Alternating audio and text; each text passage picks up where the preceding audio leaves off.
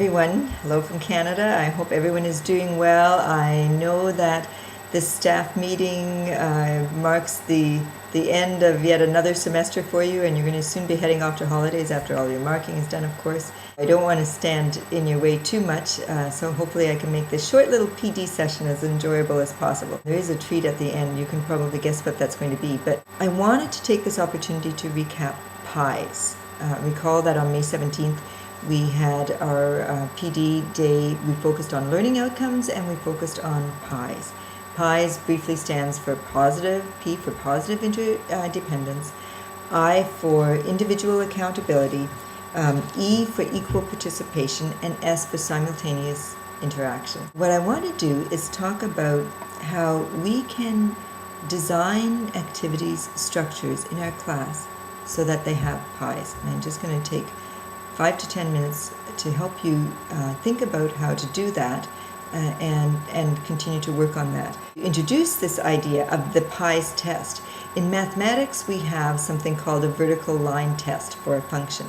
And the way that it works is we take a vertical line, so I'll take my pen and hold it vertically and it'll be like a vertical line.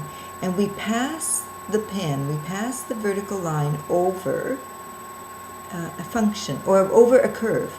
And if that pen, if that vertical line hits the curve in more than one spot, so one spot is okay, but if it's more than one, then we say that that curve is not a function. So use my glasses. Pretend my glass frame, which is like an infinity sign, like a figure 8. Pretend that's the curve that I'm talking about. As I pass the vertical line across my glasses, is there any point where that vertical line hits the curve of the glass frame more than once?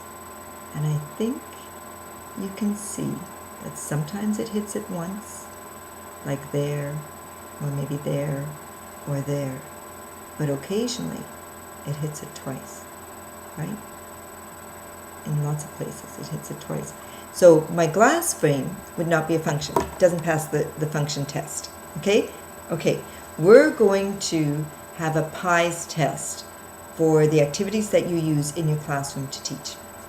So, flipped classrooms. Everybody's flipping out over flipped classrooms, or at least we hope they are. Sometimes flipped classrooms would pass the PIES test and sometimes not. Remember what we said PIES stands for, okay? So I want you to think about whether or not in your understanding of what a flipped classroom is, would a flipped classroom necessarily, or could it have all of those 4 components, the P, the I, the E, the S? So what I'm going to do right now for a minute is I'm going to have you team up with the person next to you, 2 people. The person who is closest to the door you came in, that will be the A person, and the other person in your pair will be a B person. So try and make teams of 2 right now. If absolutely necessary, make a team of 3. Okay? Take a second to do that. Morale may have to stop this YouTube while we do that.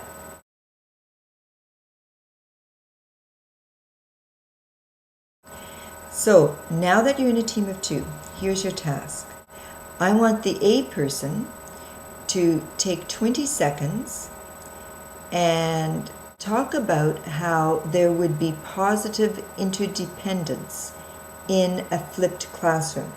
So recall that positive interdependence is about a common goal, everybody working on a common goal together. A gain for one student is a gain for everybody. I used a slide of mountaineers where they take turns pulling each other up the mountain. The one on top pulls, the other person goes above that person, and they keep, back and forth, they pull each other up the mountain.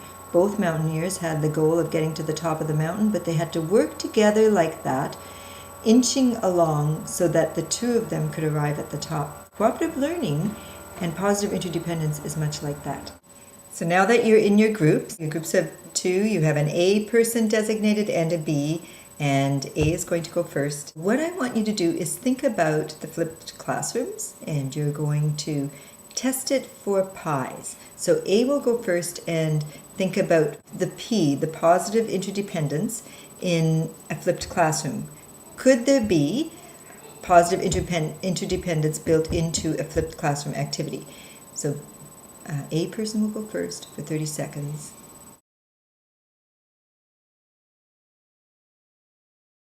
Okay, B's turn. It's your turn now to talk.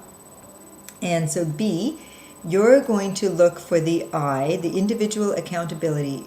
Is there I, or could there be I, individual accountability, in a flipped classroom lesson activity? Could there be that? And if so, how? 30 seconds.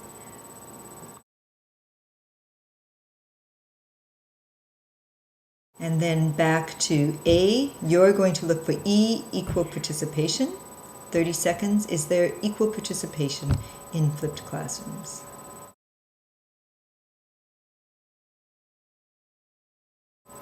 And then we're back at B person. You're going to look for simultaneous interaction. How would you build that into a flipped classroom environment?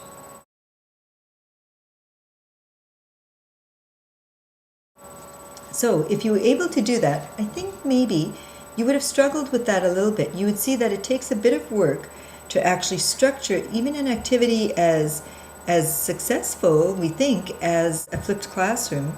It really is, not as effective if you can't build PIES into it. Certainly not as effective as a group work type of activity.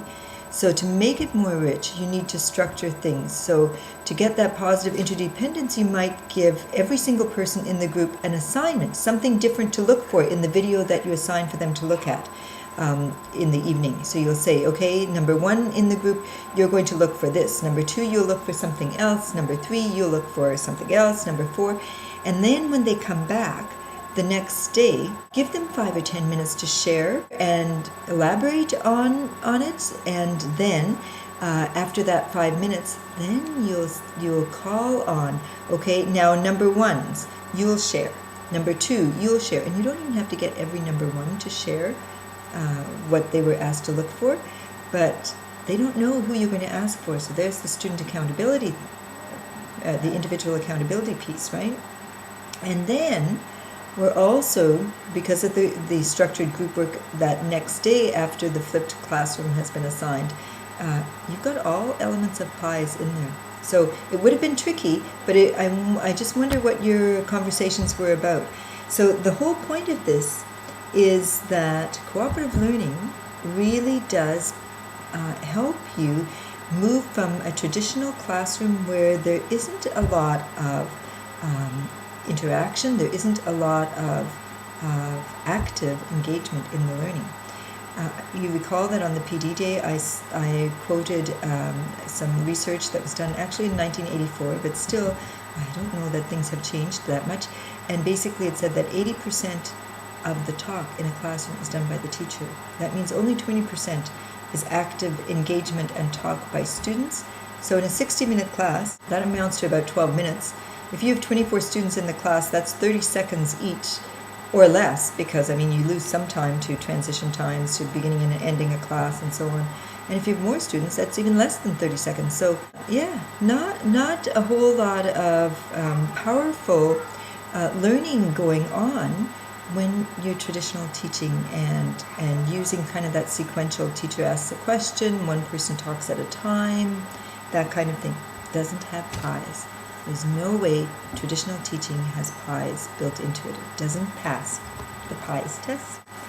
So even when you have pair discussions, if you say to students, turn and talk to a partner, you haven't really structured it. You haven't built in individual accountability necessarily, because again, it might be the more extroverted person or the more knowledgeable person or whomever doing all the talking. You haven't built in the individual accountability. When you just say, turn and discuss, that's not a PIES or a rich cooperative learning activity. It might be group work, but it's not as rich as it could be, and it doesn't engage the student as much in their learning. So how can you take a sort of pair discussion like that and ramp it up? Well, one of the ways is the time to pair share. So recall what I did with you in that A-B grouping. I timed, you took turns, I gave each of you a task if you were cooperating. So each of you, there was some accountability. Now I wasn't there, so I couldn't really check on that, but maybe Morale was doing that. And you certainly could in the classroom. So rather than having a pair discussion, if you just tweak it a bit and have a timed pair share such as I did, then you're building in the PIES. It'll pass the PIES test. So my example of the French Open is that you can do a rally just like the wonderful tennis that is going on right now at the French Open on clay, and you've got Djokovic and Nadal. At the time of this staff meeting, I think that they will be squaring off in the semifinals. It'll be a game to watch. My goodness. Djokovic is the #1 seed, and Nadal has won 7 French Opens, 3 of them in a row. So that will be a great competition. And the rallying that will go on, it'll be pretty fast. It'll be some amazing tennis. Well, let's just slow that down a bit, that rally piece. Because when you're structuring discussions, pairs, one of the ways that you can incorporate PIES into that is to have a rally, a back and a forth. Not as fast as Djokovic and Nadal will likely be doing, but you can have a rally back and forth. Try that right now. I'll give you the instructions first, then we'll start. Remember, you're in A-B partners, so get ready. What I'm going to do is I'm going to ask you to rally back and forth, and I'll give you a choice. You can either choose to rally names of tennis players, particularly ones who are at the French Open, male or female. Okay, you can pick that. Or you can rally back and forth public holidays in Malaysia. Okay, so going to start with the B person now. So not the A person, B person is going to go first. You will either name a tennis player or name a public holiday, just one, and then it'll be A's turn, and then B. So start your rally now.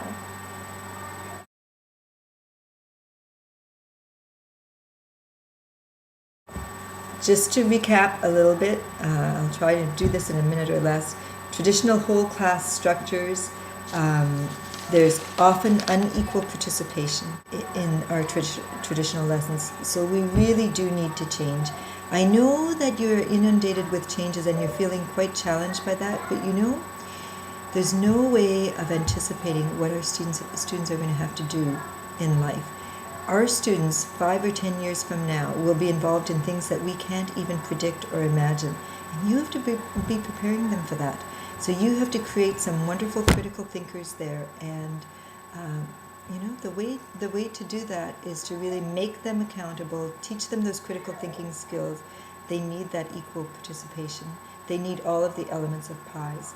In a whole class Q&A session, it's going to be exclusive only for the high achievers, and it's not going to help those struggling students at all. The most called on students are the ones who are your high achievers, and we're not helping our struggling students. That means that we most call on the people who least need to be called on. It's difficult to say, but think about it. In a traditional classroom, we most call on the students who need to be called on the least.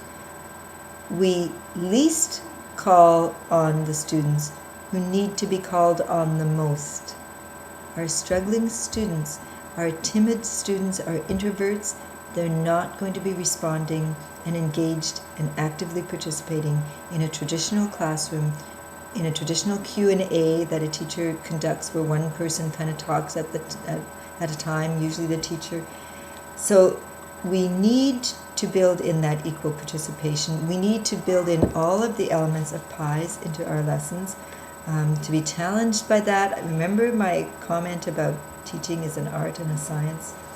So here's what I'd ask of you.